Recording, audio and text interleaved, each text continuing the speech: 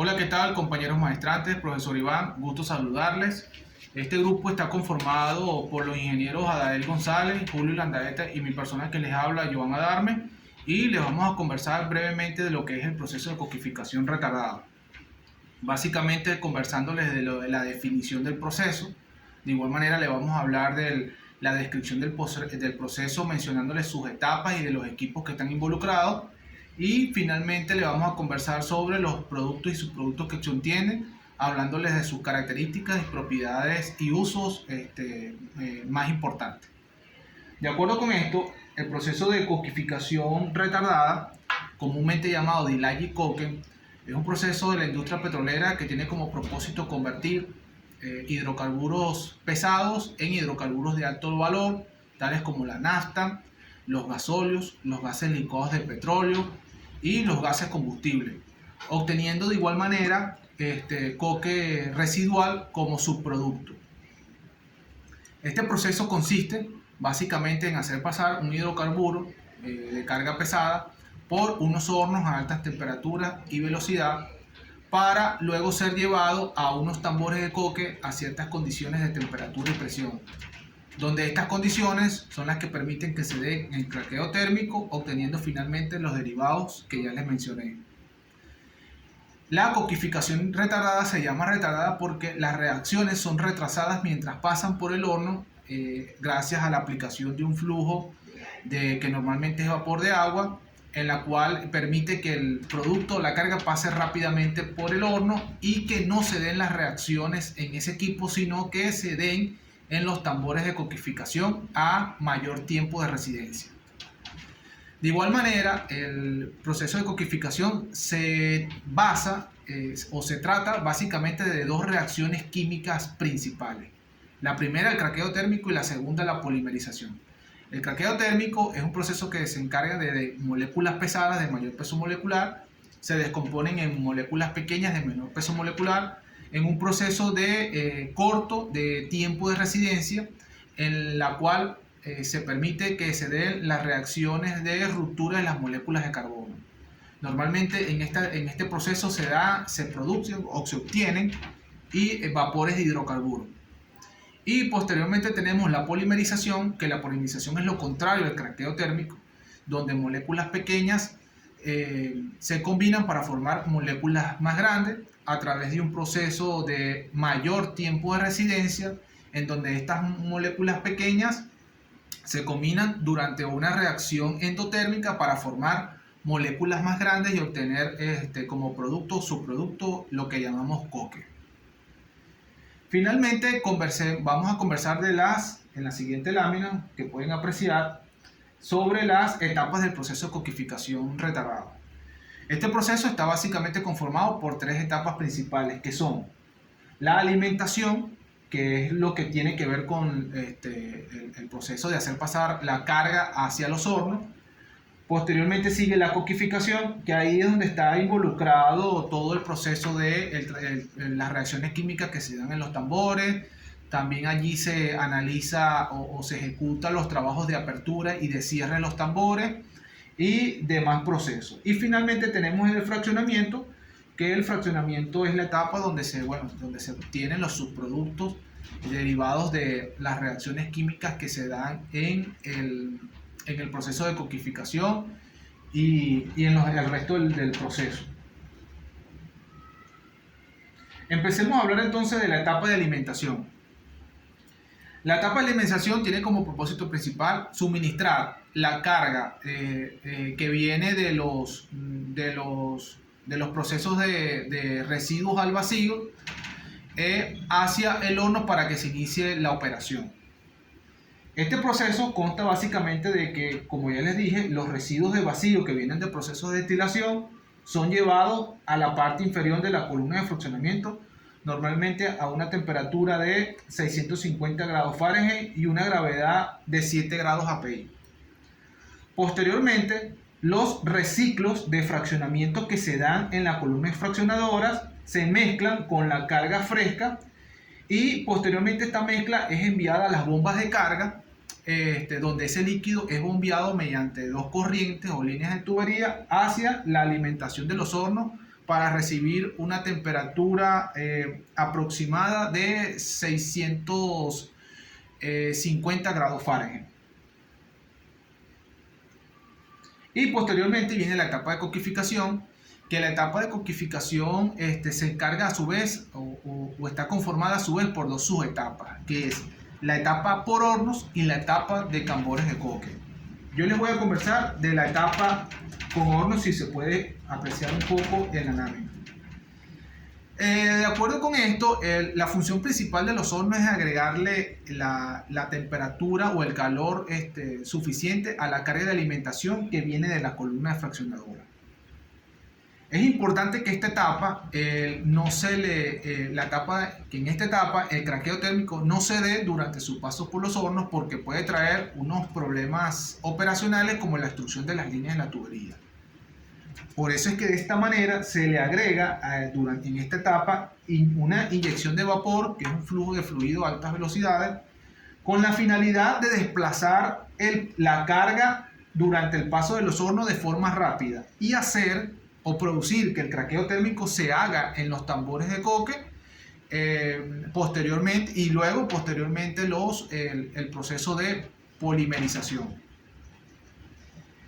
Finalmente, la etapa de coquificación consiste básicamente en que el producto, la alimentación de la carga, se hace pasar por una zona de convección, en donde aquí recibe una temperatura o un calor de aproximadamente 470 grados Fahrenheit.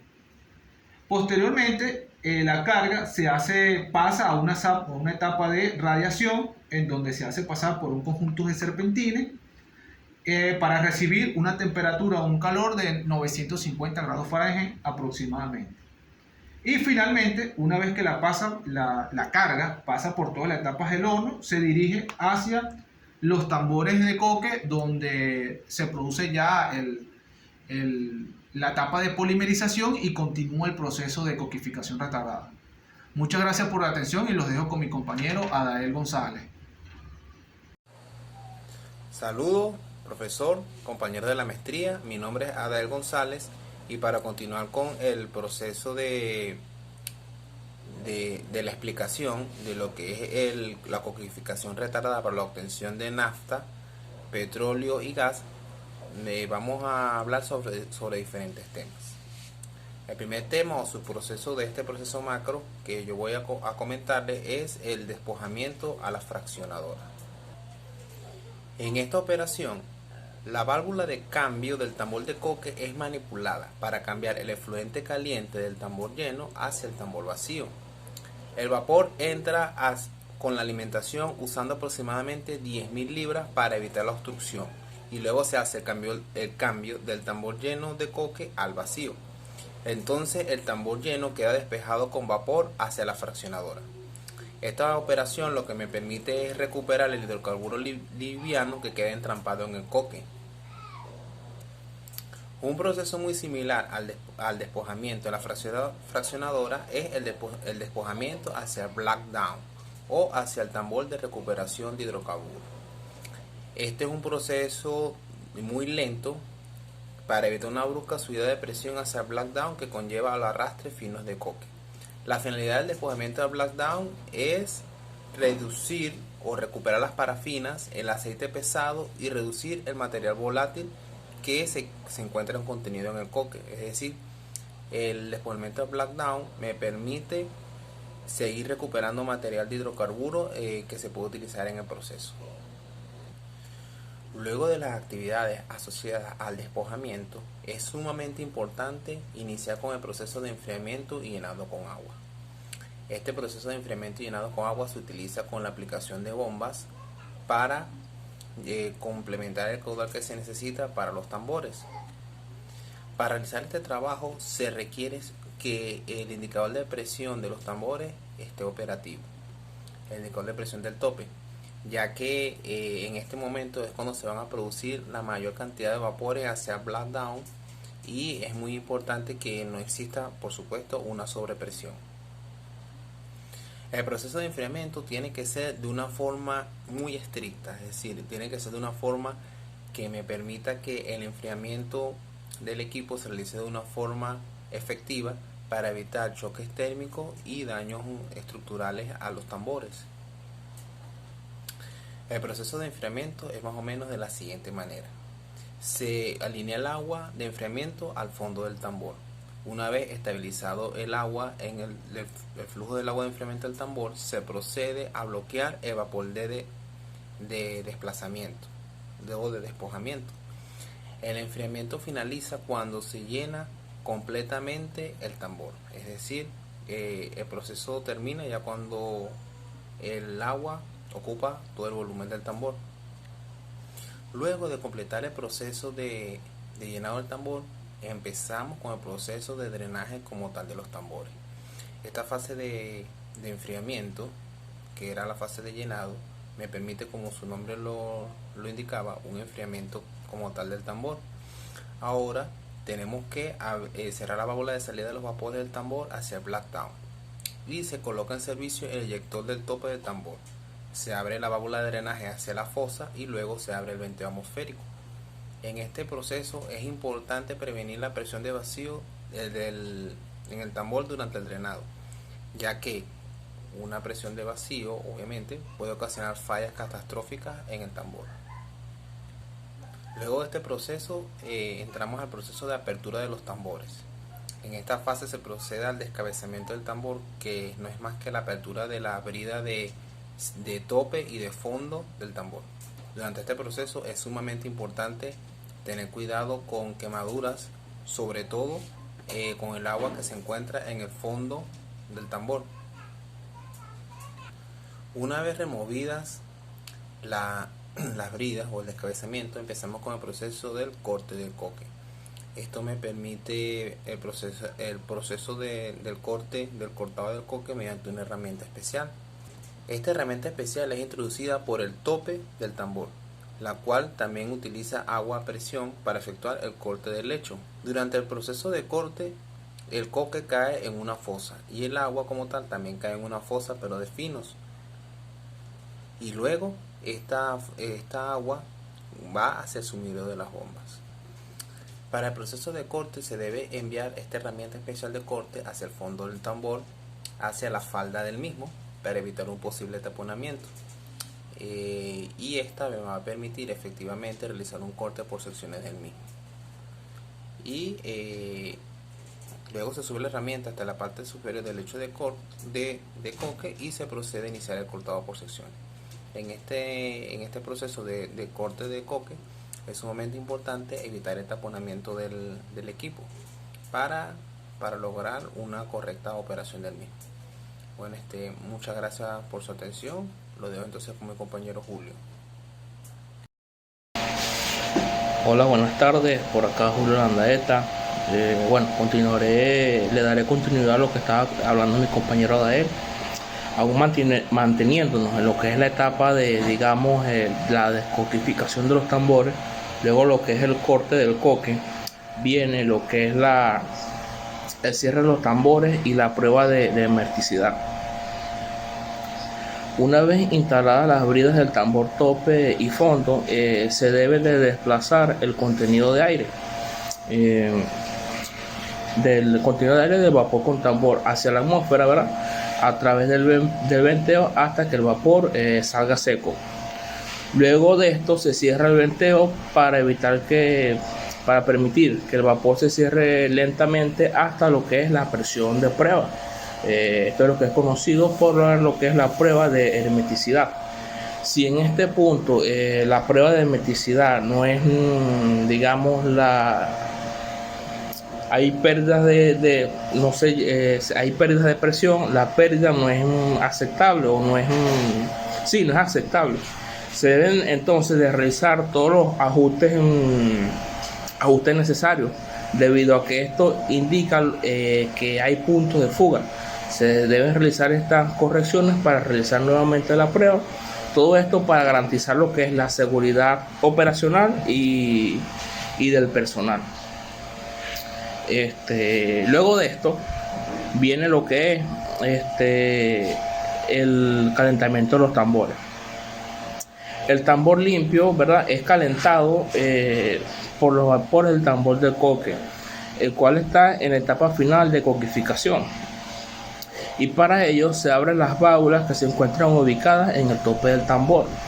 Cuando la temperatura del tambor alcanza su temperatura de operación, se encuentra listo para lo que es iniciar su ciclo de coquificación.